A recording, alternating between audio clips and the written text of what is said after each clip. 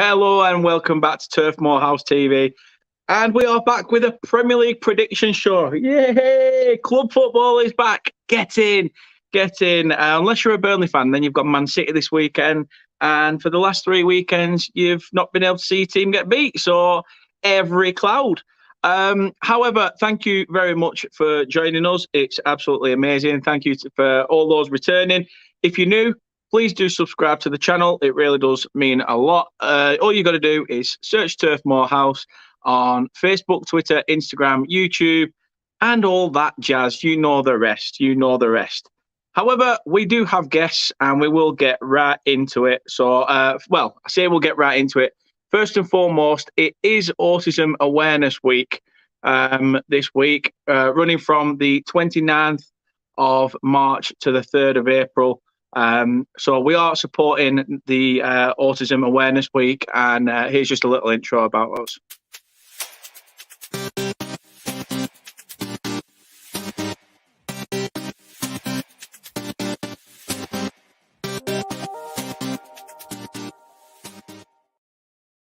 So yeah, for anyone wondering, the little boy in the picture is my stepson, Mason. He is autistic.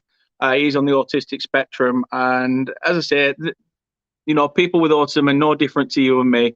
If anything, they know things that I wouldn't know, and it's nice to get raise awareness for that. And I think it's something that's very vital to say, especially being a step parent. Learning on the job, sort of how to deal with the different coping mechanisms of autism. So we will be supporting that ahead of all our videos, and that we will be showcasing that video. So thank you very much for your support.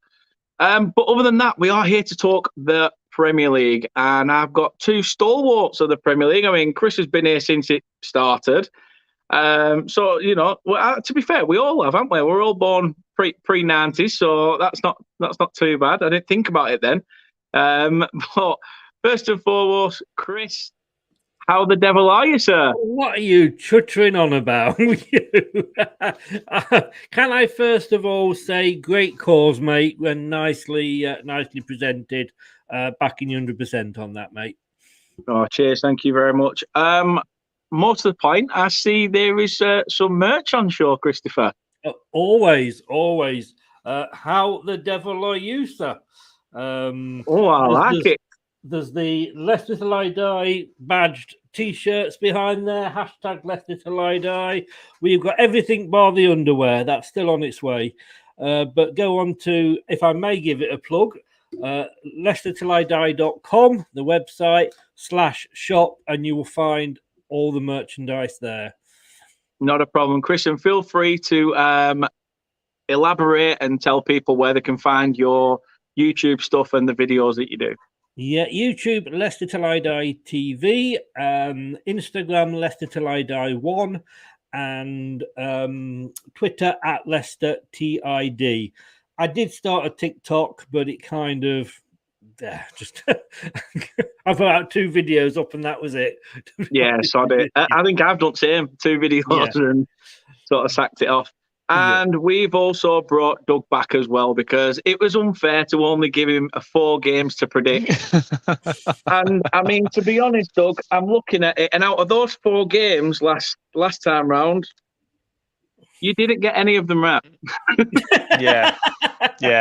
Let's just say that I've come here to redeem myself. May I just say, very, very good cause as well. I don't know if anyone knows this, but I'm actually on the autistic spectrum. I actually have Asperger's syndrome. So that's obviously an exclusive. So yeah, very, very good cause, and we applaud that. But no, thank you very much for having me back.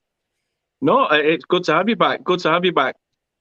First and foremost, how did the World Cup video go? I know I was on Chris's channel doing the live draw. How did it go on your channel? Yeah, I got about, I think, 263 views, which is very, very good. I mean, goodness me. I mean, I started at, what was it, 417 I started, and I never expected it to go all the way to 615. I'll be honest there, but it was good. It was like a beauty pageant. Like I don't know about YouTube, but I actually thought it sounded like they were getting all these guests out, It looked like they were trying to do like a line of beauty pageants. It was weird. It's like I said to Chris. I said all these like stars from the football world are all like coming out, and they're all like, right, let's just get on with the draw, get it over and done with. I've got a gentleman's dinner to go to at the end of this, and then you've got Jermaine Genius going, I'm here. Yeah, I'll be here all week. Don't you worry about it. If you need me, I'm here. Jermaine Genius. How the What hell was has he about? got that gig? I'll never know. Hardly played for England. The thing is, of course, Doug, is that you're going to get really, really excited now because you've got the possibility of playing England again. I know. You know, you might get a draw, and that will give you something to celebrate for the next 12 months. Speaking of which, Doug, please do go ahead and plug your channels and your socials. Yeah, my channel is the Dugout Football channel on YouTube. Instagram is Douglas.Horn. Twitter handle is Enrond_1992. Facebook is Douglas James. So I'm also on Twitch at twitch.tv/Douglas Horn LFC92. And I did start a TikTok channel as well. And I'm sort of starting to regret it because I've not done anything in the past couple of weeks. It just sacked it off again. So I know how Chris feels. It does take time and effort to get a TikTok channel. But no, there we go. No, thank you very much. A couple of comments. Patrick's in and he says, here first. I've just been on Patrick's channel to discuss the Burnley Man City game, and we had a laugh. We really did have a laugh. It was good fun. Myself, Patrick, and some of his fans and stuff that follow his channel. Really good. So thank you for having me on, and more importantly for your support. Thank you. Big John's in as well. Big John's in and says evening to everybody. Hi, John. Which is always good. Indeed. It's playing up again. Kate says, how were we born pre-90s? I wasn't born in the 80s. You know what I mean? Pre-92 when it started. And Patrick says you're a salesman as always, Chris. True. Get buy-in, Patrick. Chris says, evening lads, Dougie's everywhere. He's there, and everywhere, Chris, yeah.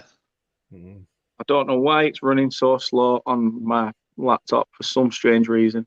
John says, greetings, Dan, Chris and Doug. Greetings to yourself, John. Hope you're well. Chris says, there is a school for thought the women expected James Bond that ended up with Jermaine Genius.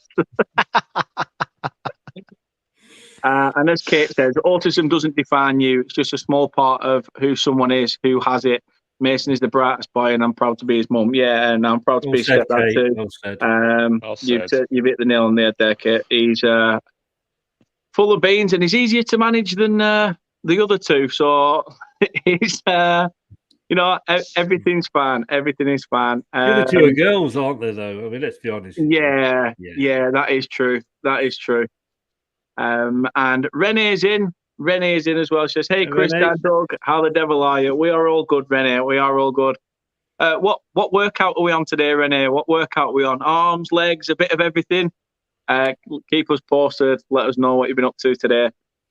So let's get into it then. First and foremost, let's have a look at, obviously, what happened earlier. And Doug, I'll come to you first, as I was on Chris's channel earlier. The draw for the World Cup. So, obviously, yourself, being from Scotland, you've got a chance of being in our group if you get past Ukraine and then Wales. Do you reckon you can make it, or do you think, as Chris alluded to earlier, that people may sort of, want Ukraine to do well?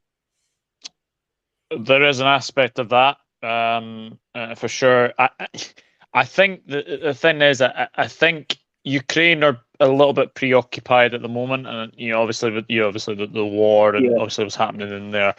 I think everyone would probably expect probably Scotland to beat Ukraine. As far as Wales are concerned, it's a toss of a coin, isn't really, isn't it? 50-50. I think Scotland have got a better squad now than they did previously, and I do think that it'll be a difficult game. But when you look at the draw, I mean, I'm looking at Group E. That's very, very tasty. That could be New Zealand, Spain, Germany, or Japan, or Spain, Costa Rica, Germany, Japan. That's already a group of death for me. And then Group G. If you're Cameroon, thanks for turning up. Because honestly, I think Brazil are going to. Brazil are my favourites to win the tournament. I'll say that now. And Ghana and Uruguay meeting again, so a bit of revenge time for Ghana. You would hope to say, but I think it's a great draw. I think there's some very, very good ties in there. I'm particularly looking at the Group G and Group E. There's some very, very good ties in there, and Mane versus Virgil in Group A as well. So, yeah, looking forward to it. Looking forward to covering it when it comes around as well. So, very much looking forward to covering the World Cup. Yeah, I think we'll all be looking forward to a bit of that, and can't wait. Chris, obviously, I was on your show earlier for the live throw. I mean, just give us a brief spell of what you think of it, and which group is the toughest. I mean, there's some very, very interesting groups there, as Doug said. And I'm sorry, Doug, but I really don't want Scotland or Wales to qualify. I'm not one of these that, come on, they're neighbours, we should be supporting them. Should we? Ella's like, I think if England played Russia tomorrow, Scotland would want Russia to win. So I'm sorry. I hope you don't get through. I hope Ukraine go all the way. Yes, they are preoccupied, but we've seen with Denmark and we've seen with Greece before. Sometimes those that you don't expect can do well. But I'm sorry, mate. I just don't like Scotland. I've got to be honest with you. Group A. I mean that's sort of. Netherlands and then any one from the next three. I mean, Qatar must be absolutely happy with that. It's not the hardest group there. Group C, that's interesting. I think Saudi Arabia, like you said before, Doug. Thanks for turning up and giving everybody else the points. Argentina and Mexico or Poland. I'd probably fancy Mexico because I think they always do go a little bit further than people think. Now, France, Tunisia, we struggled about them a few years ago, but, this is international football. What happened years ago, you can't, presume that it's going to be the same in this World Cup. But, France are the holders. Denmark, you've got to feel, that they will go through. I mean, Group E, that is a really interesting one. I'm looking forward to that. Spain, Germany, and Japan are nobody's mugs, to be honest with you. I'm trying to think who that playoff was. Group E. Yeah, the playoff two was Costa Rica, New Zealand. Yes, yeah. Group F. I mean, it's so mixed. I mean, I suppose the nearest thing we've got to a group of death is probably groups G or H for me. Yeah, I'd agree. Yeah, I mean, Switzerland, let's not. I mean, I know, we played them the other night, but it was a friendly and everything. They always seem to just get out the group, Switzerland. Do you know the funny thing? The funny thing about that is, like, I immediately said when Switzerland came out of the ball, I said they're getting Brazil. Because I think it's 3 or 4 World Cups they've actually had Switzerland in their group. So it's pretty strange, really. And Group D's giving me 2002 vibes because France actually had Denmark in their group and they failed to qualify. I think Denmark beat them 1-0. I seem to remember as well. So France have got the champions curse over them as well. Yeah, I mean that Group H. Ghana aren't anybody's fools. No. And Korea Republic, it's more sort of in their domain. I mean, Korea tends to be one of those clubs, one of those teams that does well when it's on home soil. But this is pretty much probably more their kind of heat and what have you than it is a lot of the European ones. Although let's hope that the stadiums are air conditioned. It's for me personally, for England, I couldn't have asked for anything better. If we'd chosen it ourselves, we've got to be beating Iran, and we've got to be beating USA, I think. And no disrespect, Doug, but I really don't want Scotland to, or Wales for that matter, to get through. Although I'm sure you'd be very, very happy if you did get through and beat England. It's true. It's yeah, true. Of course. Yes. Looking at some of the love-hate comments, relationship. We love ourselves and hate each other. Renee said it was a legs day for the workout. Veta Games TV, he was over on Patrick's channel. Absolute cracking guy. Patrick says he's been putting out some regular content. So please do go check him out as well. Wish you guys are able to stay up, but not at the expense of a Man City loss. Obviously, Doug will be hoping for a Burnley favour this weekend, being a Liverpool fan, of course. I think you can forget that, Doug. Yeah. Not true. Gary Carroll, welcome to the channel. He says Chris Welch just absolutely slaughtered Jermaine Genius. Group C is the group of death. Mexico and Poland can beat Argentina for me. Rene says, what does RC stand for? I don't agree about Poland. I think they were very fortunate the other night against Sweden. It was Sweden that took their chances. I think you'd see Sweden in that group instead. And I think Poland, if Lewandowski doesn't perform, then I would worry for them. No, definitely. Chris also says Group E also has a group of death. Japan and no mugs. Always have been in every World Cup. A lot of intriguing groups, to be fair. And we've got the easiest group with all due respect to Iran and USA, etc. Yeah, I'd say so. And I think IC, whoever asked the IC question. Yeah, that were Rene. Yeah, I think it's intercontinental. Yeah, because the teams that are playing aren't from the same continent. Where your playoff, Doug, is like the Euro playoff. It's called. So I think that's what it means. Or icy also means very cold weather and slippery as well.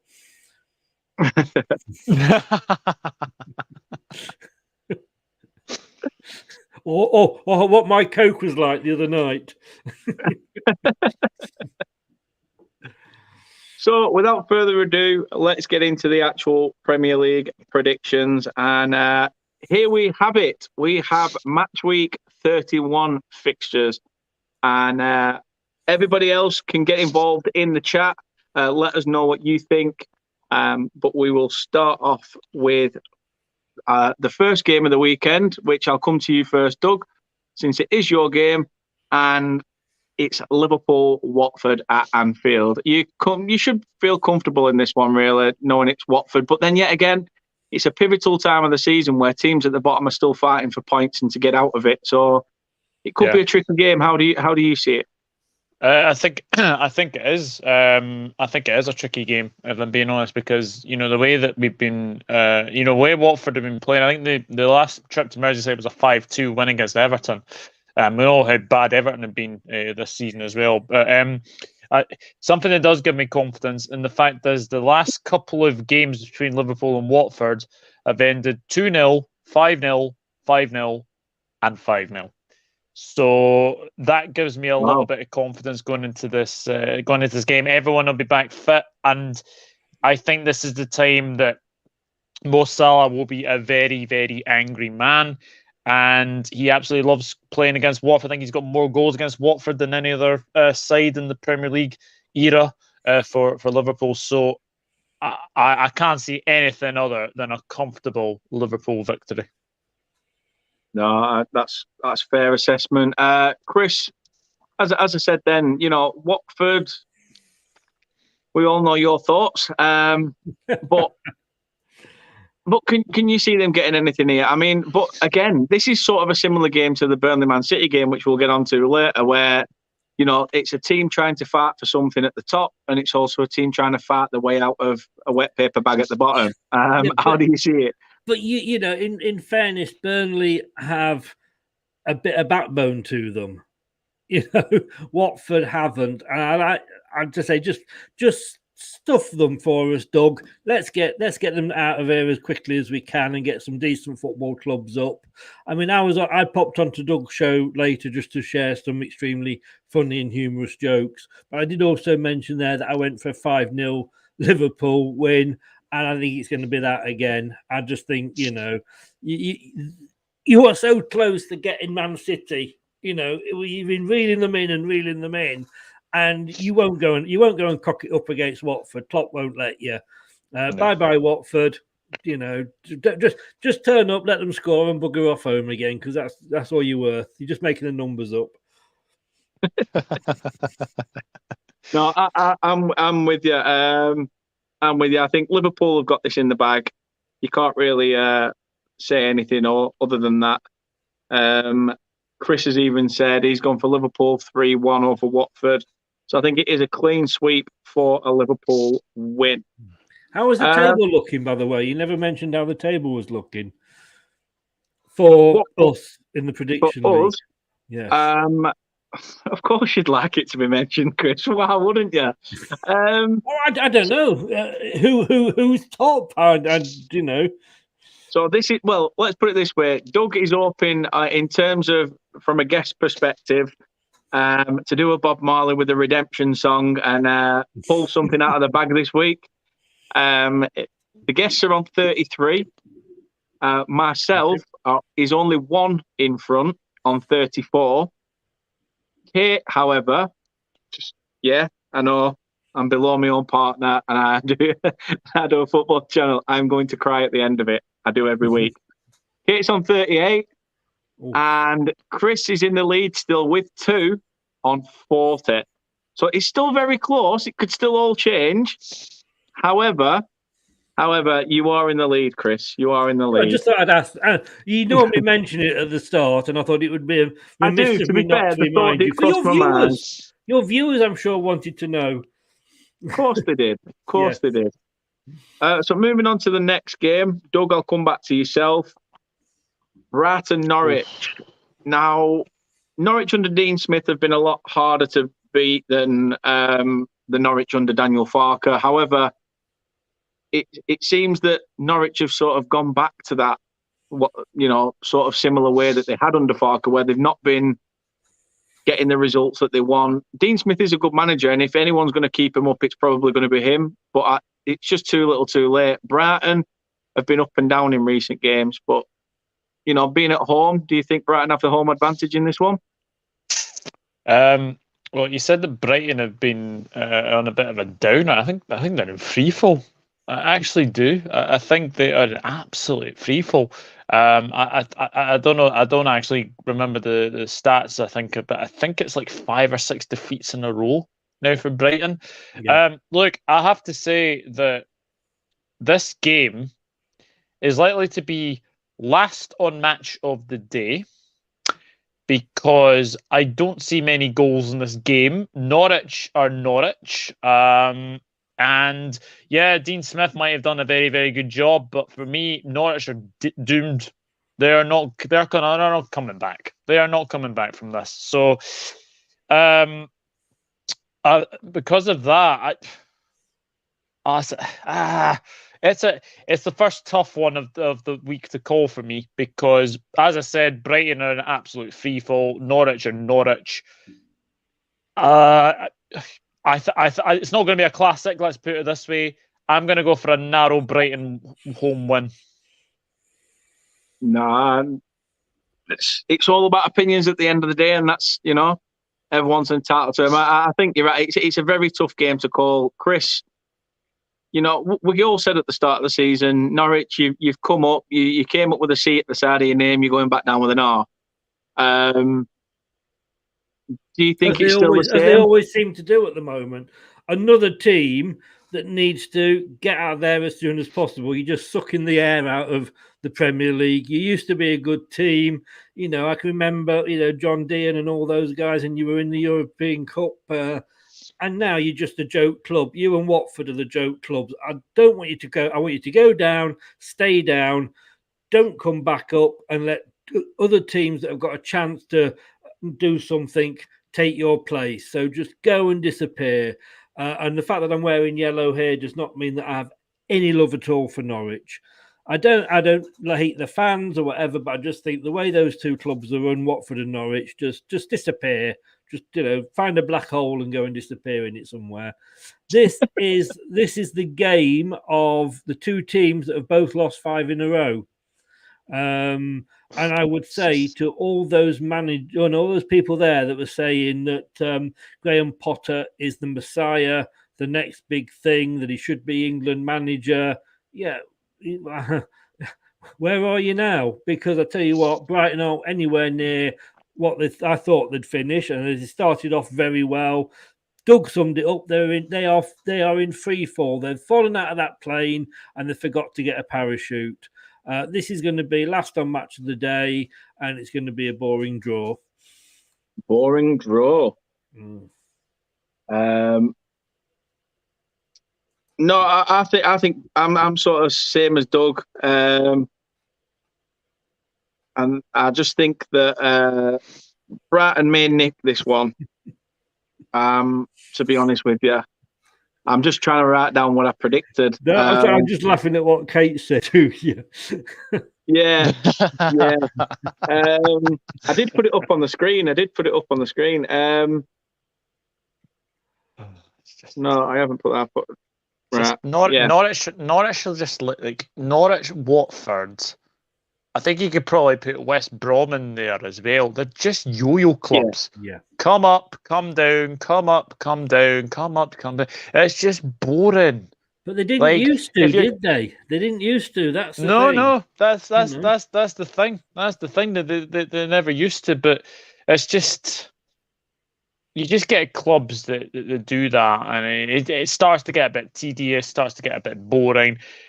If I'm being honest, I think Brighton are on the beach because I think they know that they're safe. I think they've done a very, very good job in getting the points that they've got. But for me, I think they're just playing like they're safe. If I get any. Yeah. I agree. Well said. Chris says parachute payments is a big help. That's why Norwich and Fulham do it. But I mean, as you said as well, though, Doug, you know, teams like West Brom, they call themselves the boing boing baggies because they're up and down all the time. Mm-hmm. Can I just say, I have to be very careful about teams going down and coming back up again because there's two teams that have won the second tier championship more than any other. One of them is Manchester City and one of them is Leicester City. So I have to be very. We have longer gaps between ours. In fairness, though, we don't do it so often. Sorry. Oh, I just wanted to say as well, which I didn't mention at the start. Also, massive congratulations to Port Vale as well, being the first club to literally, successfully beat every team in the top, the top 4 divisions. Massive fair play to them, yeah. Well, I saw that the other day. I think that's remarkable. Absolutely remarkable. It is to say, like, the teams that change in and out, season in, season out, for them to have beat all teams throughout that period is massive. So massive congratulations to them. But as I say, this is I've gone for Brighton winning this one. Moving on to the next, we've got Burnley, Manchester City. Chris, be nice. Burnley are one of those clubs. No, I have an affinity for Burnley. I changed my mind. This is at Burnley. Just in case Nippon's watching, I thought I'd explain that the top team is at home. But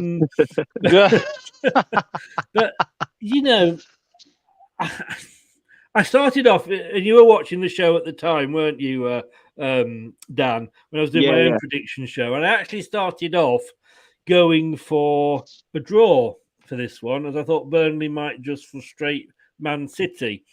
But then I let myself be talked out of that. The problem you've got here is that the Liverpool game is the early kickoff. So when Manchester City come to play this game, they'll know what they've got to do to. Liverpool will go top if you beat Watford in the early game. Yeah. So Manchester City will be looking at that and they go, right, this is what we know what we need to do, and Liverpool have thanks to Liverpool from all of us non-top 6 clubs, you made the title race interesting again. But you've reeled Man City in, and I think to let it go, I don't think Pep would allow that. And we've seen sometimes with Man City, they have been sneaking games 1-0 and what have you. But at the end of the day, whether it's 1-0, 5-0, 7-0, it is still only 3 points on the board. And I think Patrick's well and truly taking the mick to say he's a Man City fan. I think he is. I had to look at that twice then, Patrick. I'm sorry, Dan. This is going to be a Man City win. I'm sorry. No, fair shout. Doug, how do you see this? Because obviously you'll have a different perspective on this. You're sort of playing with confidence. You don't really have that tag of a team breathing down your neck. City are the ones that are literally, constantly like this at the collar, thinking, like, am I going to get busted at some point? Are we going to get caught? And you can sort of just go about your business and hope that it is what it is. Do you think that, the game for Man City, looking at it from Man City's perspective, they've got Burnley this week, then they've got, Atletico Madrid, then yourselves, then the second leg against Atletico. Playing Burnley's obviously a good training exercise for playing the Spanish Burnley the week after. But yeah, this is a strange fixture really, because they need to win, but we need to win. Yeah, I suppose it's a very difficult one to call, because as long as we don't get a 5-0 drubbing, which is usual. I just think, do you think Man City could crumble under pressure? And do you think they need to change anything from the Palace game? See, as much as I want you guys to do a job on us, for Man City, I feel that we win that game against Watford, they'll know what to do when they go to Turf Moor. I believe you've only ever beaten them once. I think that was a George Boyd winner, if my memory serves me correctly. I think it was when Pellegrini was in charge of Manchester City. So I seem to remember that. Remember that game vaguely. It's a banana skin for City. I'll have to admit, it's a tough place to go. You gave us a very hard game when we went to Turf Moor. We only won 1-0. Fabinho got the winner that day. Even that were a set piece, weren't it? So, yeah, you gave Man United a good game. Although I feel that you probably should have gone away with 3 points in that game. Chelsea then decided to batter you, 4-0, which at the time it was obviously 1-0 for a long time as well. If you can frustrate City, if you can keep the score at 0-0 for as much as you can, then they will start to get, they will continue to pile on the pressure. And just at that moment, I've just got a feeling that they will just come through in the end. I think you're going to see potentially another 1-0 potential win, because City do grind out 1-0 wins. So I am going to go for a very narrow Manchester City victory, just to be very realistic. Yeah, Doug, sorry, I was going to ask a question there. Well, yeah, go on, Chris. If Man City get an early goal, I think the floodgates could then open. 100%. I can see if they don't get that early goal and a little bit of panic sets in, Burnley, they're a tough side to beat. And I can see it, like you say, then being a 1-0, which Man City do go. But it's when they get that, or who gets that, obviously who gets the first goal, but it's when they score the first goal that I think is quite important. Yeah. Massively. Yeah, sorry. Massively. If we can get something from this game, a point from this game is still a point gained. These are, I suppose, at this end of the season, no games are classed as free hits. But when it comes to your teams like Manchester City and stuff, it still technically is. Yeah. Watford aren't going to be the same, thinking, "Oh, let's go to Anfield because this is a free hit, and what happens happens." They're going to try and go out to win, just like we've got to try and do.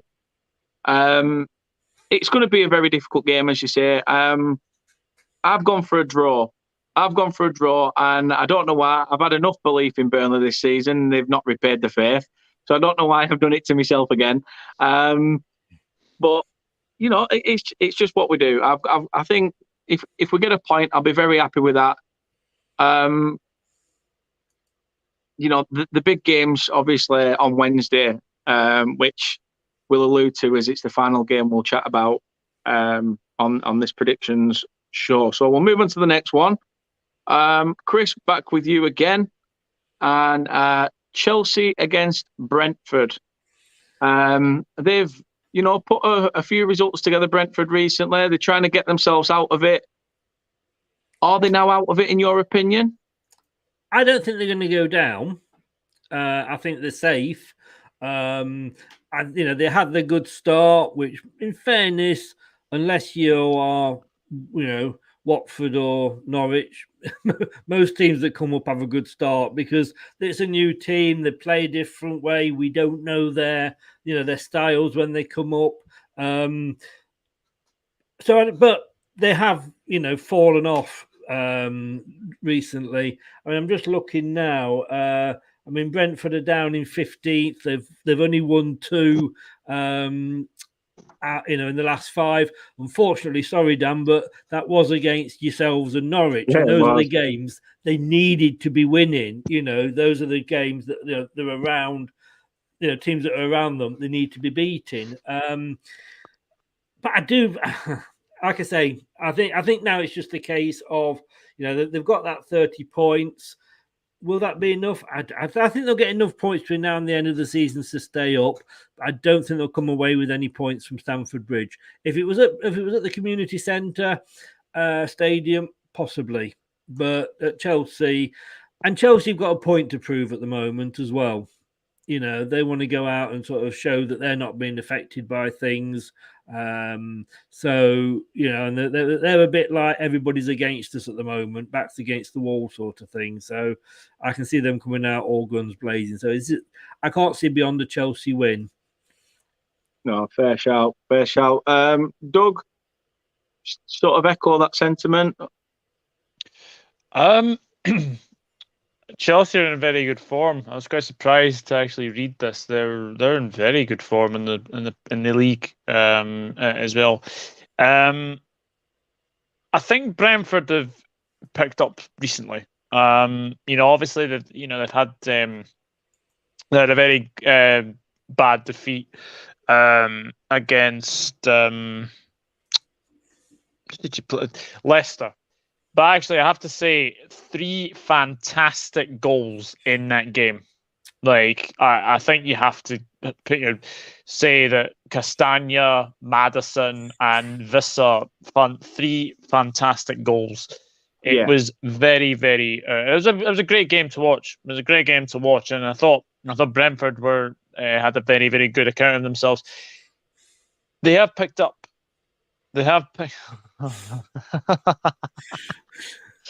Come on, Chris, leave that man's name out your frigging mouth. Yeah. But I think the one thing I will say about Brentford though is that David Raya. Now this guy has outperformed David De Gea this season by being named in the Spain squad ahead of him. So that just says to me that he is a very, very good goalkeeper, David Raya. And I feel that the other lad, Alvaro Fernandez, I think his name is, he wasn't too great. He was a little bit bad. Hello, Jack. Long time no speak. But I thought Chelsea were very lucky against Newcastle. I think they were very, very fortunate. I think Havertz on another day probably gets a red card. Chalobah, probably concedes a penalty as well. And Yeah. I feel that this is going to be a closer game than many people predict. I've seen, there's been like 4-0s, 3-1s in the chat. I think it's going to be a lot closer than that. I actually think that this is a potential game where potentially Chelsea drop points in, but I am going to go for a very narrow Chelsea win. Because I do think that they'll have too much class on the day, but I expect Brentford to score in this game, and don't be surprised if it's Eriksen again, because I think Eriksen scoring for Denmark is just an absolutely fantastic story yet again. Scored against Holland. I think he scored the other night as well. Can't remember who they were playing, but they won 3-0 in Copenhagen, I think it was. But yeah, I am going to go for an hour Chelsea win because I just think they're the team on form at the moment. But what I will say about Chelsea, they have to focus on the FA Cup and the Champions League. Yeah, no, I totally agree with you. I've gone for Chelsea myself. I think a clean sweep across the board for that. Apart from Jack, who's going to go 2-2. I just think, as you say, Chelsea are too strong all over the park. They've got they do need to prioritise certain competitions, but as much as they've got really not much to play for in terms of the Premier League, I still think they've got to try and get the job done anyway over Brentford. You can't be giving teams, London. It's sort of a London derby. You can't sort of give the teams around you points. So yeah, I'm gonna go Chelsea as well. Next game, Chris, we'll come to you. It's Leeds United against Southampton. Now, Leeds at home against Southampton it's a very interesting fixture in my opinion. I think this is a game that Leeds could potentially nick something from, because you don't know what Southampton you're going to get. I mean, how do you see this one? Totally summed it up there. You don't know what Southampton you're going to get. Southampton have won one, then have gone on lost, and Leeds United have lost, and then gone on and won one. So you put your right leg in, your right leg out. Sounds like a Welsh town. Sounds like a Welsh town when you say it that way. I like Southampton because I like the manager, and I think Southampton have done well to stick with him with the the bad results that he's been getting every season. So credit to them, and he knows his stuff. I mean, if Brendan Rodgers was to sort of leave it all, I'd sooner have Ralph over Graham Potter any day of the week. I really would. But they are so inconsistent, as we've just seen. Again, they were another team that were, possibly you're thinking might just get that Europa Conference place, and they kind of dropped off. That they're actually below us now. That's a shock that anybody's below us. They're sat there in 11th place. Leeds, I don't want to see Leeds go down. I'm going to be honest with you. I actually like Leeds. And the reason I like Leeds is I've yet to speak to a Leeds fan that has the what I would call the Arsenal or Man United attitude, as in we are Leeds United, we deserve to be back in the Premier League. They've never taken that. They remember the fact. I can remember playing Leeds in the old third tier a few years ago. It's nice to see them back. Yeah, they were dirty and all that sort of thing, but I'd like to see Leeds stay up. However, this is going to be a tight one, and I've gone for a draw on this one because, like I say, the form for both of them can be so, they're consistently inconsistent, shall we say? Yeah. No, I mean, Doug, Leeds finally got their first win under Marsh. Can they go on and make it 2 on the bounce? They have won 2. I mean, it's really another hard one to call. What do you mean, Chris? They have won 2. They've only won 1 under Marsh. Were they when they beat Norwich? Was that not under Marsh? No. Oh yeah, that was under Marsh. Yeah. Was it? It was because they lost. The first game was against Leicester under Marsh, and we beat them.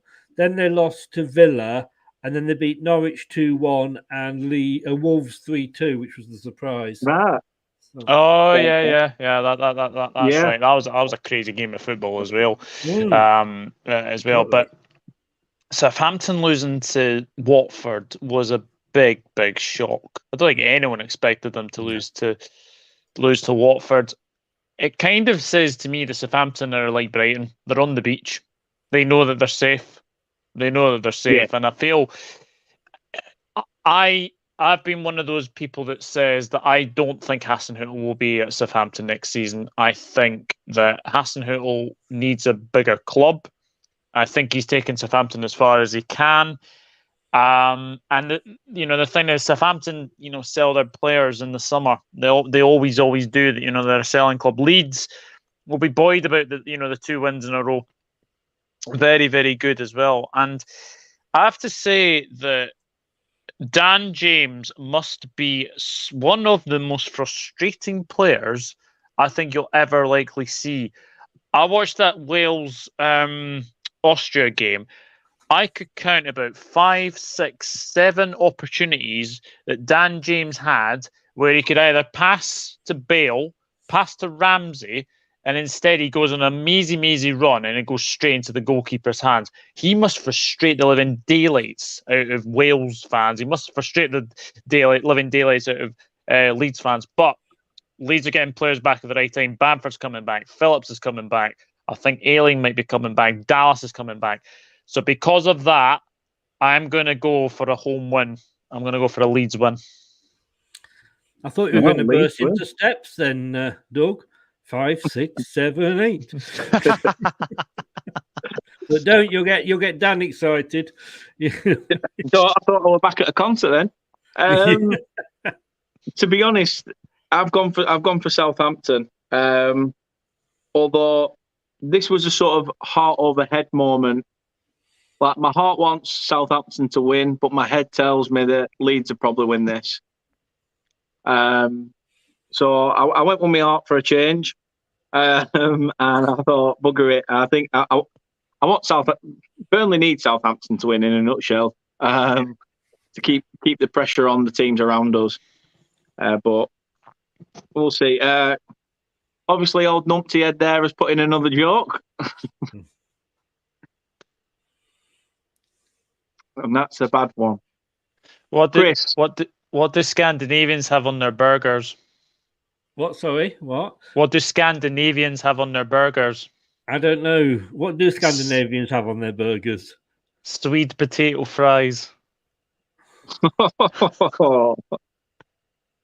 That's worse than the bagel joke. Come on.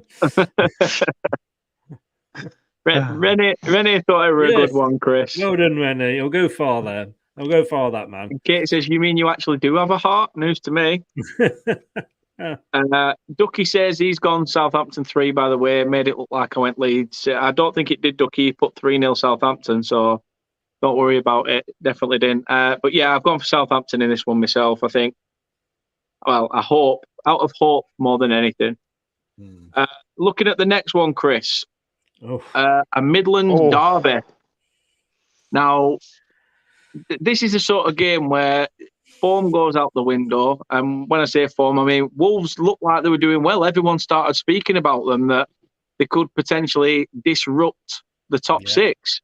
But since all that conversation's come about, their arses fell out and they've lost a couple of games. Yeah, I don't know whether it's a derby in the same way as Villa Birmingham or Liverpool Everton. I mean, but they're obviously both West Midlands teams. Wolves surprised me. I was going right back to the start of the season. I was surprised Nuno left, but the guy Bruno's come in and he's kept it going. But there's so many teams this season that look like they were going to... I mean, Leicester have dropped off totally. So you're looking at like who is going to be the Leicester this season and possibly break the mould a little bit. West Ham started out well, they've dropped off. Wolves have started out well, they've dropped off. Man United are dropping off. It seems that any team that's going up for it seems to be dropping off. The problem you've got is for Villa is that it is 8th versus 9th. so that they're next to each other in the table, but there's 10 points difference between them. Again, in the last 5, for Wolves, it's lost, 1-1, lost. And for Villa, it's 1-1, lost. So it pays your money, takes your choice. We've seen, I think, with both of these teams, they've got the potential to win and do big things, but they've also got the potential to just not turn up, So for that reason, I'm going for another draw. No, draw for Chris. Doug, how do you see this one? As you say, I think Chris hit the nail on the head, really, that, Aston Villa, they've not really ripped anything up. Ollie Watkins will probably be over the moon, being able to grab a goal the other night. I'm sure, did Mings get on the score sheet in one of the fixtures as well? Yeah. Yeah. So, that's 2 Villa players they're managing to bag. They'll come back to the club in good spirits. Wolves need a pick-me-up result. Has this game come at a good time for Wolves? I think it has. I think if you had played this before the international break, then you might have said potentially that Villa would have probably won this. But I looked at the game back in November, and Wolves played very, very well against Aston Villa as well. The worrying thing for me, but I don't know if you've noticed this, Aston Villa don't really have a lot of pace in their team. Like, if you look at Coutinho, Ramsey, Watkins, Ings, not really a lot of pace. The only one I think you could probably say is Leon Bailey, who's hardly played. Unfortunately, he's been very, very injury prone as well. No Jimenez for Wolves is a bit of a blow as well. So yeah, massive there. Could be an interesting game, but I just look at Wolves at home. I think they got a good record against Villa. I could be completely wrong there, but I know that Villa won there last season as well. But you just have to fancy Wolves. They need, as you say, they need me a pickup for sure, because that Leeds game was incredible how they lost that, and I know they were down to 10 men. Jimenez should never have been sent off. Another stupid decision, in my honest opinion. So I think, even without Jimenez, I feel Wolves will create chances, and I am actually going to say now that it will be a very narrow home win to Wolves. Very narrow Wolves win for Doug. To be honest with you, I've sort of gone with Chris's trail of thought. I think, as you say, though, it could go either way. I've gone with a draw. I couldn't split them myself. Static's in as well. Says, hey, Dan and panel. So hope you're well, Static. Thank you for tuning in. But yeah, Wolves Villa, I can't really split them. Although you do really make some good points there. Jimenez missing for Wolves is massive. Villa's lack of pace could be a disappointing factor, really, for them trying to get forward. Ballum's in as well. Ballum says, hello all three. Give a wee wave, Doug. And then says, Burnley are getting relegated. But then says, Burnley getting relegated? I'm hoping you just meant that second one. But although the first one's probably right anyway. Who knows, Ballum, to be fair. We've got, obviously, the game against Man City, then Everton on Wednesday, and then Norwich on the Sunday. That's a huge game, Dan. That is a huge game. That's what I mean. This Man City game, we need to get something from, getting something from it is good. It's better than good. If we don't get something from it, it's a case of, right, Everton and Norwich, nothing more than wins. I'm sorry. If you don't win them two games, would you accept no points against Man City now to maybe get 4, possibly 6 from the next 2? I would take a 9-0 loss if that confirmed. Right, that confirmed a win against Everton and Norwich, without a shadow of a doubt. But we'll discuss Burnley Everton. We will discuss that in due course. But yeah, I'm with you, Chris. I think a draw for this one. What's so funny? Am I joking? I know you sneezed. Funnily enough, Chris, it's your team, Man United, against against Leicester. You mean Lucas' team, Man United? To be honest, Chris, this is going to make another game that's going to make for good TV. I think it's on at 5:30, isn't it, on Saturday? This one. It is. It is. It's but you can obviously nice tea time kickoff. You can join Leicester Till I Die TV for a live watch along from 5 o'clock. Get the plug in. Oh, get the plug in. Get the plug in. Hey, if it's not like that World Cup one, Chris, you'll have plug out. Okay, neither of us came out of that very well earlier, did we? Not really. Do you know, I was on. This is what gets me about Man United and their fans. I did a preview of this earlier, and I spoke to, I don't know if any of you know him, Darius. In here, I think he's known as Bath Time with Vaughan. And he's he's got to be the most sensible Manchester United fan on this planet. You know, I mean, I was watching the Richie show last night, and they're living in dreamlands. You know, they were talking as if Man United are going to, turn up, the whistle will blow, and they'll stuff us and they'll go home. I mean, they've not beaten us in 4. If we could do the double over them this season. We won 2-1 at their place last season, okay, under different managers, but the new manager that they've got in isn't any better than the one that they've just got rid of. In fact, you could say he's worse because he's actually made that dressing room more disunited than it was under Ollie. And I think it's a joke that they've got a manager.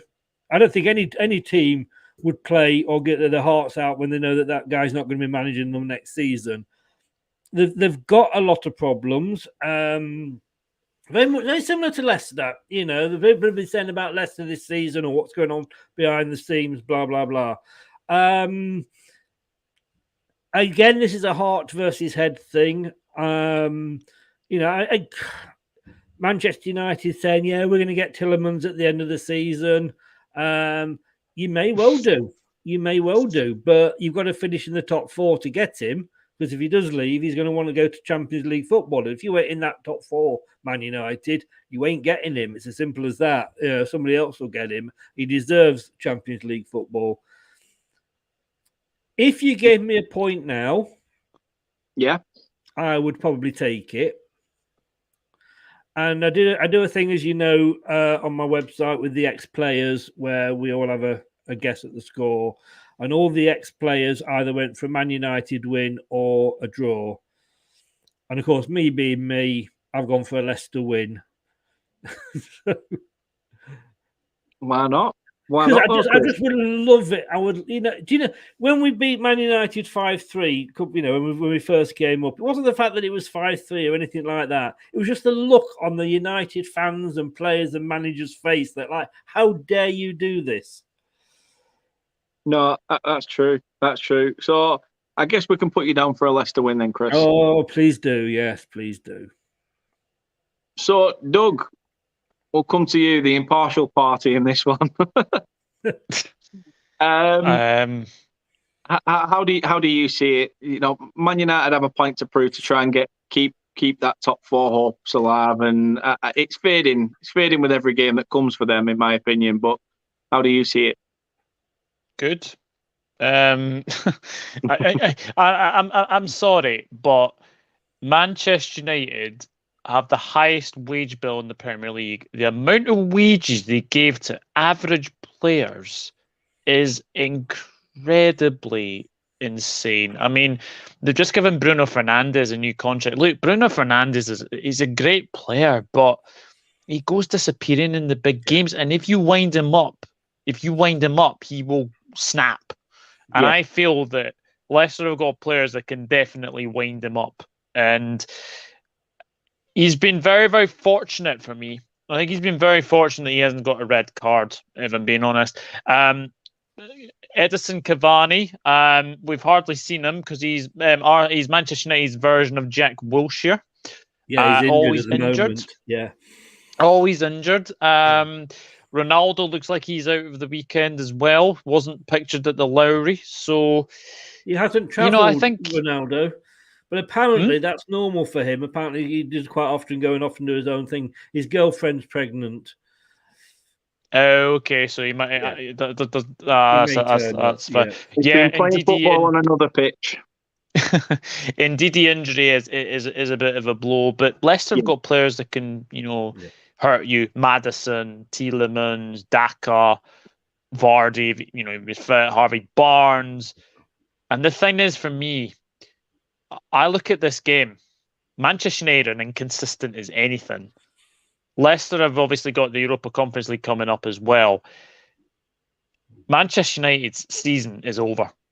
They look like they're on the. They look like their heads have completely dropped. Leicester haven't done the double over Manchester United since the 1973, 74 season, I think, if my memory serves me correctly. They won both of them games. I think that was the early second division. I was looking at this last night. So, for the first time in Premier League history, Leicester are going to go to Old Trafford and they're going to do the double over Manchester United. I'm going for a Leicester win. Well, I love that, man. Scotland, a great team. I've always said that.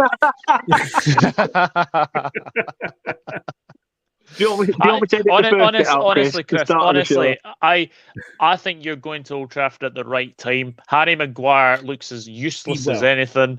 And I wouldn't be too surprised if he scores an own goal. Do you know what? Yeah, Harry. I said that, didn't I, on your show yesterday? Was it your show? I certainly said that. It was Rich's show. I don't necessarily know the final score, but I think that Leicester will get the opening goal, and it will be an own goal by Harry Maguire. Mm-hmm. And Rennie, calling Harry Maguire a fridge is an insult to fridge freezers. Fridge freezers have their uses.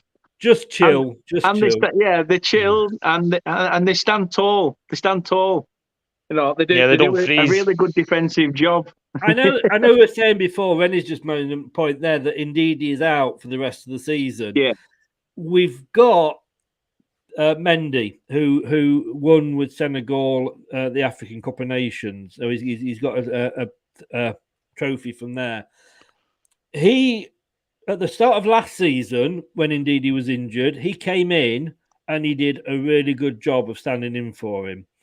But if indeed is fit, you're going to pick Ndidi all the time. Yeah, of course, sure. Because of the way you've got to name your squads, he wasn't named in any squad for the first half of the season. But because we let somebody go in January, it meant that we could put him into the Premier League squad, not the Europa squad. So you've got Ndidi, who is an amazing tackler, but doesn't necessarily know what to do with the ball when he's got it. And as Craig said earlier, it's the thing with Ndidi is it's good that he's surrounded by players like Maddison, like Tielemans, like Barnes. If he can get the ball to them, they can do something with it. What you get with Mendy, and go remember at one point Mendy was our most expensive player ever bought. He can tackle, he can do that job, defensive midfielder, but he's a better passer of the ball out. And indeed, he won't always, like I say, he'll always get picked because he gets more tackles than anybody else in, but his passing can leave a bit to be desired. Mendy has got that advantage over him. Or you've got Chowdhury, who used to have a red card in him. He came on, you're thinking, God, he'll be off again in 10 minutes. But he didn't. Rodgers has got that out of him. So you've got two players there that I think will fill in very nicely for Ndidi. No, that's a fair shout, Chris. Fair shout. However, I've gone with Kate. I've gone with Manchester United. I went for Man City, so I don't just getting your own back, aren't you? To be honest, there was. It goes back to what Doug said, the fact that you've not done the double, and maybe it's a case of where United won't want to break that. The fact that you've got, the Europa Conference game coming up, are you going to, change things up in preparation for that? We don't know. We'll see. But I just think that was my only logic behind picking Manchester United. That and the fact I wanted to see your face when I said I picked Man United over Leicester. But it's got nothing to do with the pajamas, Chris. Nothing to do with the pajamas whatsoever. No. What time is it? It's Chico time. We know. Yes, honestly, tell everybody he has a picture of him with his hero Chico at a Burnley match. So a good couple of years ago, I say a good couple. I mean, quite a while ago.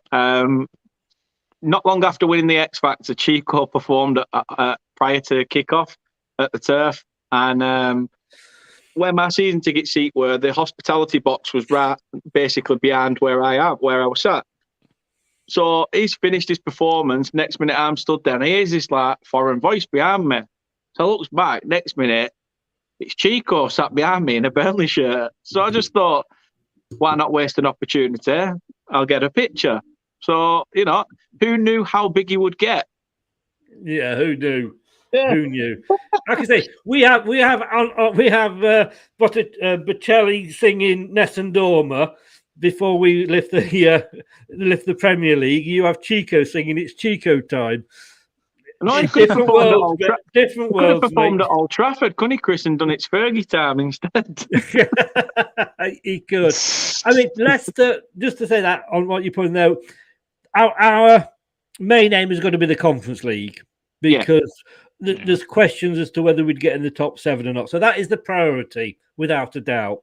And it's not going to be easy because there's some good sides that are in the Conference League, Champions League teams, and if we do get past Eindhoven, we've got Roma next, possibly if they beat Bold. That said, if we finish in the top 10 after everything that's happened this season, that will be good for us because of the injuries we've had, and the injuries we've had and what have you. So if we can get into the top 10, I would say that's not been a bad season all round, and Brendan's done a damn good job this season. So he's not going to want to just sort of throw this away.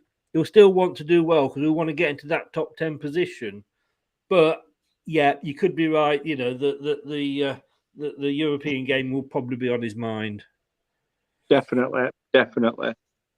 So let's move to the next game then, and Doug, I'll come to you first.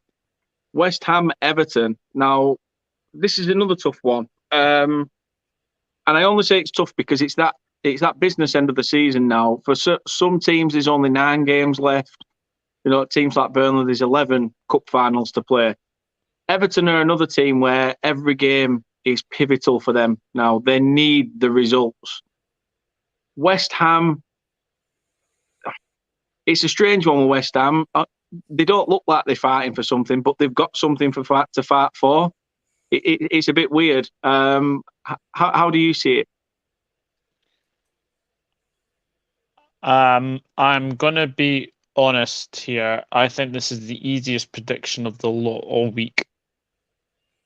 I'm sorry, but Everton away from home are shite. Absolute shite. That was better at home. I've actually gone and said this now that I don't think Everton are going to get a single point away from home until the end of the season. I just don't see it. Their away run is absolutely horrendous as well. They were very fortunate to win against Newcastle. It took a 99th minute winner because some guy decided to glue himself to the goalpost. It's just ludicrous, really. But I've got to say this now. I think Bowen's back for West Ham, and if West Ham score early, Everton's heads drop. This could be 2, it could be 3, it could be 4. Everton's defence is absolutely shocking. So I'm going for an easy home win. An easy home win. Yeah, I don't have any confidence in Everton getting away results at all. I can understand why. Kate's given me the job of putting the scores back in myself now. She's having a bit of a lie down. Oh. Who knew? I know you don't feel well. Chill out. You're an arsehole. Love you. Rene says Harry could again do a mistake against Leicester with your brilliant goals. Roma are up there for the Conference League. Kate's going for a West Ham win. Rene says Ronaldo is finished at United. Ballum says, do you think Everton need a result because they need to try to stay up? It could be a draw. Who knows? It well could be. West Ham. Rene's gone for West Ham to win 3-1. Ballum says West Ham have Europa League but no backup striker. Weird not to sign a striker. And Ducky's gone 4-1 West Ham. Seems everyone's gone West Ham, Chris. Are you with everybody, or do you think it could there could be an upset? Just repeat exactly what Doug said. Yeah, I agree 100% with him. I would be more than happy if it was Norwich, Watford, and Everton that went down, and Burnley stayed up.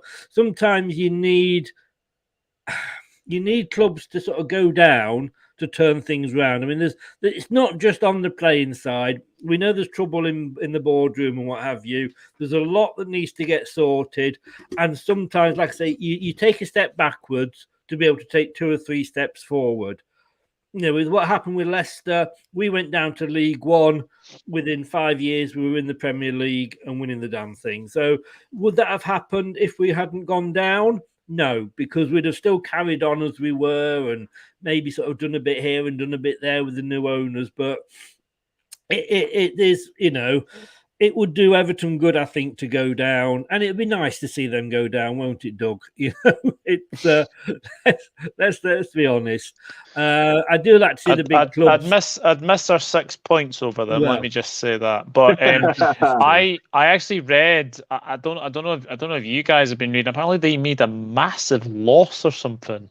I think it was something like 392 million. They are loss. being investigated and might have a points deduction because of the the money thing. I forget what it's called now. Financial fair play. Fair play. But I don't know how what will happen if they actually go down, and is it then because you're in a different EFL that it all gets complicated. But no, they are dire. They really, really are. And I can't see them getting anything out of this game at all.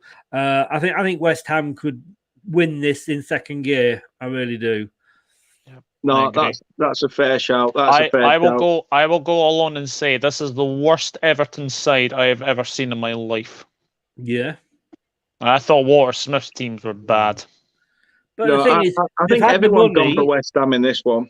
They spent the money of Everton, but they've not just spent it in the right place. That's the prime example. They've spent it on shite. Exactly. 100%, and it isn't a case of, well, look at what we spent and all this, that, and the other. It's who you buy.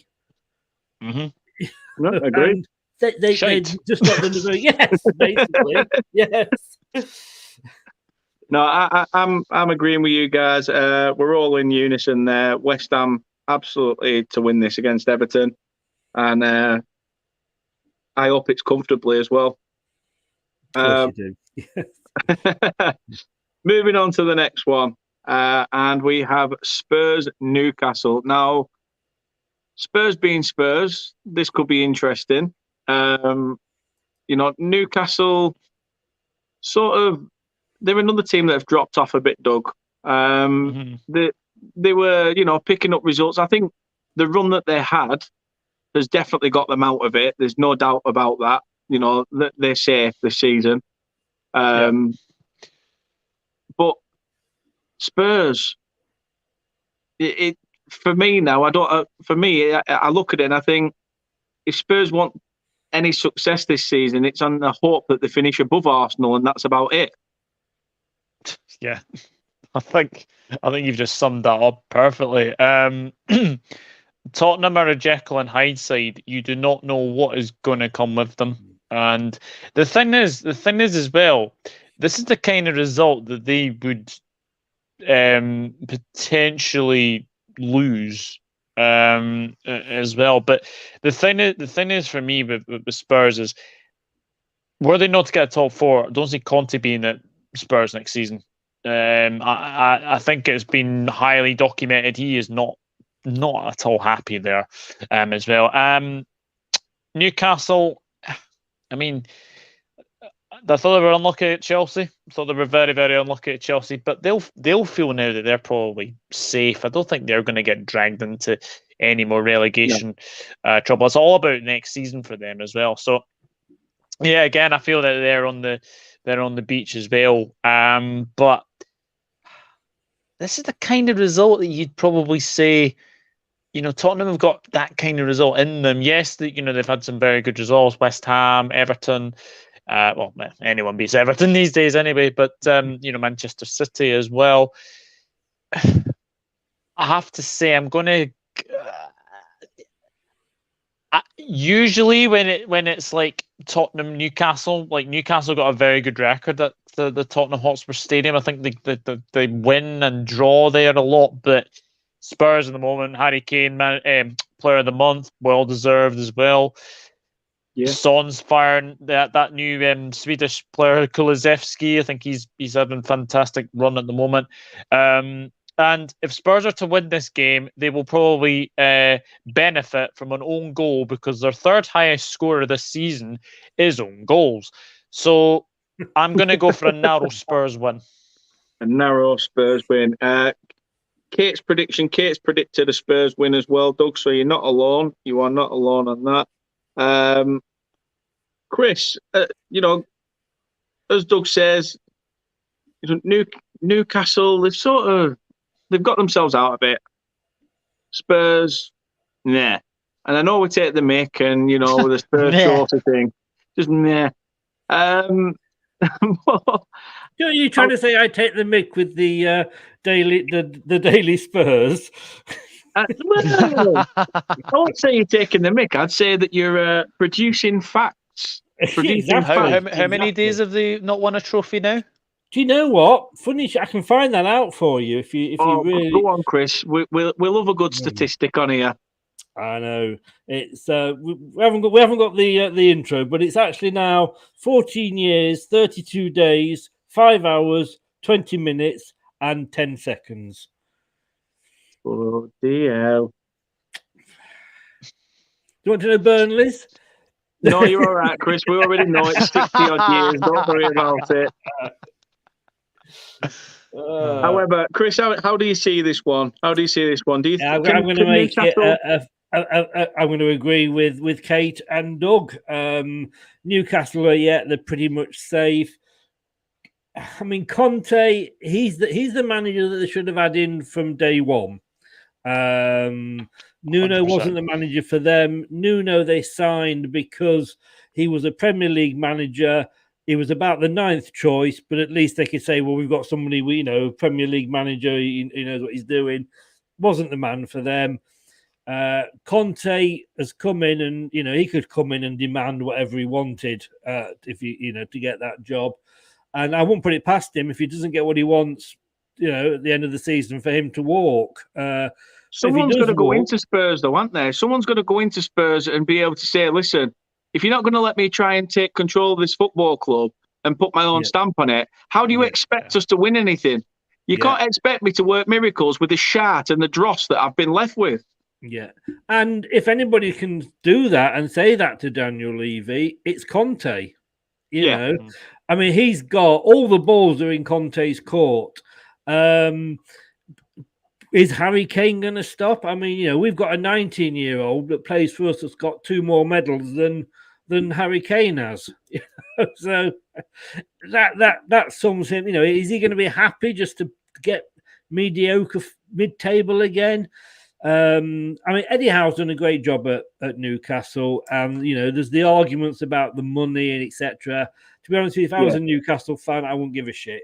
We've got the money, and that's it. A lot of clubs would wish to be in their position. And we've got Thai owners, but they've come in and they seem to have it right. That's what I like about the Newcastle owners. They're not coming in and making ridiculous claims that they're going to win the league next season or anything. They're taking it step by step, and they know that coming in and spending a fortune in the one go isn't gonna work. So everything's set up there for them. I think Newcastle are safe, but I do think this is going to go Tottenham's way. I think we're going to see a backlash from Conte because I think they lost, didn't they, last time out? Oh no, they won. Sorry, they won against West Ham. They lost against Man United a few games ago. Doug, you sent that one to me earlier. Well, I've got to be honest with you. It made me laugh. I did have a titter at that. Hey. But no, I'm going to go. I am going to go for a. Sorry, I boobed there. I'm going to go for a Tottenham win here. Narrow, but for Tottenham win. No, fair shout. I looked at it and thought Newcastle. This is the sort of game that Spurs turn up in the big games and they're just absolute average against teams like Newcastle. And it would give a team like Newcastle a chance of maybe even nicking something from this. So I've sat on the fence with this. I've gone for a draw between these two. I think that Newcastle. I could see this being 0-0. To be honest, I really could. I think Newcastle will try to defend for their laughs. But Spurs, they just don't think they're good enough. I just don't think they're good enough. No matter what that man does, Harry Kane, I just think you can't just rely on the one man. It's got to be a team effort. And I know Son's in there as well. Going back to your comment, Rene, Trippier versus Son, I think Trippier's out for the rest of the season, isn't he? I think so. If I remember right. Yeah. I know we were on crutches, so whether he's back, I'm unsure. And obviously, Chris has come back with, I only know 25 letters of the alphabet. I don't know why. Nice and clean for you, Chris. That's a bit weird. What are you trying to say? My jokes are always clean.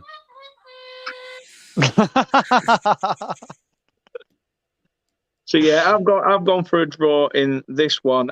Moving on to the next one. Monday night football is back, and we have Crystal Palace against Arsenal in a nice London derby. Doug, how do you see this one going? Arsenal have sort of been a silent assassin this year. They've sort of just gone about their business quietly, where Crystal Palace have, started pretty well, and again, like their rivals Brighton, started well, dropped off. Yeah, I'm gonna say something that might make you laugh. Well, you joked hard, so hopefully. That was a wide open door there, wasn't it? I think that deserves a wah, wah, wah, wah. But what I will say, there we go. Shout out to 442's magazine. Well done on saying that Patrick Vieira would be the first manager to be sacked. And also well done for saying Crystal Palace will finish 20th. You heard that right. 20th. Wow. 20th. Ahead of behind Norwich City. What the actual fuck? Right? Whoever decided that is ridiculous. And fair play to Patrick Vieira. I think he's had a fantastic time of it at Palace. I think he's been really, really good. Arsenal have been good. The fact that I've predicted, obviously, Tottenham to win this weekend is going to put massive pressure onto Arsenal, because they'll know that, Tottenham will be just behind them now. I think probably on goal difference. I think they may even go ahead of Arsenal. So this is a big game. Patrick Vieira has already taken points off his old clubs before.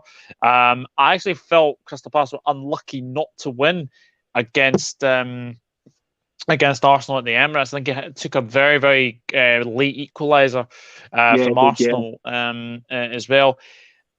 Palace, I think they may have one eye on that FA Cup semi-final against Chelsea, even though I know it's only for another 2 weeks. Very good, but Arsenal for me their away record is very, very good, and that is a big surprise as well. But Crystal Palace last time on a Monday night, they managed to draw with Manchester City as well. But I've got a feeling Arsenal will just sneak this one. I'm going to go for an away win. I'm going to go Arsenal. You're going to go Arsenal. Not a problem. Not a problem at all. Chris, I mean, Kate's gone straight down the middle. She's gone for a draw. She can't split Palace or Arsenal. However, how do you see this one? Doug said it there. Arsenal have been good away from home. Monday night, a full crowd at Selhurst Park. It's going to be an interesting one because the Palace faithful, when they get behind them, are very noisy and could really make Arsenal's evening hell. Yeah. First of all, I'd like to apologise for that last joke. It was a really corny one. Hey.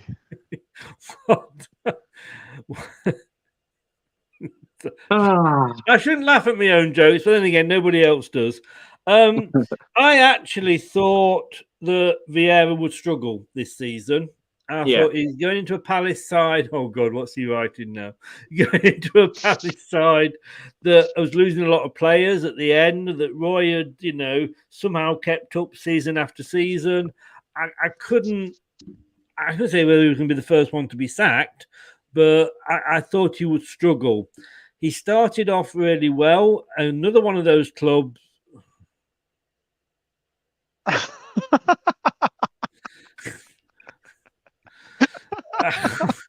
Honestly, I can't work with this. I really can't. That one I like. That one I do like. But he, I've gone now. It's thrown me off totally. I mean, they had a good start, and they're another one of those teams that have dropped away as the season's gone on. They'll probably end up around the same sort of where they were under Roy. That said, it's a start of a project for them. And if they stick with Vieira, I think it will be.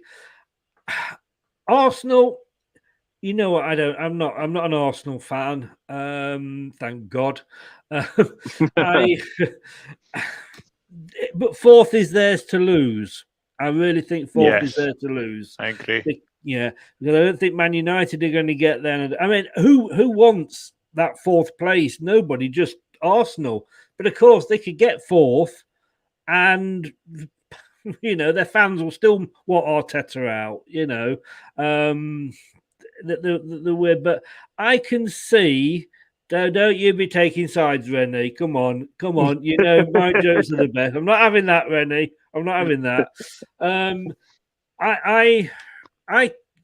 It's at Palace. It's at Monday night. It's under the lights. I can see this being a draw, and I've gone for a draw for this one. No, it seems you and Kate are like-minded. That's why we're both top, Dan. Yeah, there is that. This is probably why I am nigh on bottom. I've gone for a surprise. I think Palace may potentially get a result in this. I think they'll want revenge from the fixture, as Doug alluded to. Conceding in the last minute when they deserved the points against them. I think they'll go out with a point to prove, and I think they'll want the win. So for that reason alone, that's why I've gone for Palace to win, being on home soil as well. So we will see. We will see. Come on, which part's the joke? The bit that says "Leicester till I die" TV, or the bit underneath? Come on, that's not bad. That's all right. Excuse me, a Burnley fan this season is saying Leicester City are a joke. I'm sorry. No, I didn't say Leicester City are a joke. I said Leicester till I die TV is the joke. However, we've had our fun poked at us, and as Renee says there, okay, your joke is better. You're back, Renee. You're back. He's just had to go into settings and unblock you now. And speaking of two showers of shit that basically could both be down next season, it's Wednesday night's massive game, in my opinion. Absolutely huge. Wednesday night clash under the lights at Turf Moor. Burnley versus Everton. Doug, how do you see it? I'm going to keep on saying this. Everton are not picking up another point away from home. So for me, Burnley, home win. Get in, Douglas. Get in, my boy. Chris, how do you see it? We need to win. We need to win this. If you do not win this game, you deserve to go down. I'll be like that gif of Good Night, Mr. Tom, when he stood there crying, wave it train away. I'm going for a Burnley win for this one. That means we're going to get beat. Cheers, Chris. Thanks for that. I can't win. But no. Me and Kate have gone for a Burnley win. I think it may be more out of hope than anything, but I do think that we've. To be honest with you, you're at Turf Moor. We know Turf Moor. We're not in the winter, but we're not exactly in the summer yet. It's dark. It's going to be cold. The wind comes in. You can put up, a good fight. And like I say, if you don't win this, then you deserve to go down. But I think you will, and please do, because it'll help send Everton down. That's true. I think this is you'll get your first win in a while here. We need to. As I say, me and Kate have gone for the same thing. We've also gone for a Burnley win. It needs to happen. It needs to happen. Otherwise, as you say, we can kiss goodbye to Premier League status. But that is your match week 31 fixtures, and you guys have been absolutely tremendous. Renee says, "Where is Katie Shield?" She's literally just off camera, led at the side, resting her eyes. She's took 2 paracetamol and gone to La La Land, or trying to. Okay, you're still there. I know you're still there. Don't worry, just because you're not asleep. Said you're trying to. You don't have to make it politically correct. Anyway, back to some fun. Doug says, "What did Queen Lettuce say to her greens? Let us eat Brussels." What's the best thing about Switzerland? I don't know, but the flag is a big plus. Oh, they get worse. These guys. Can I just say, Doug, I absolutely love it when I pop on your channel and you're being all serious talking about a game. And all he does is he just brings me a joke up. He looks at it, and he just goes and gets rid of it and carries on. Words aren't needed. The disappointing look on his face says it all. Exactly.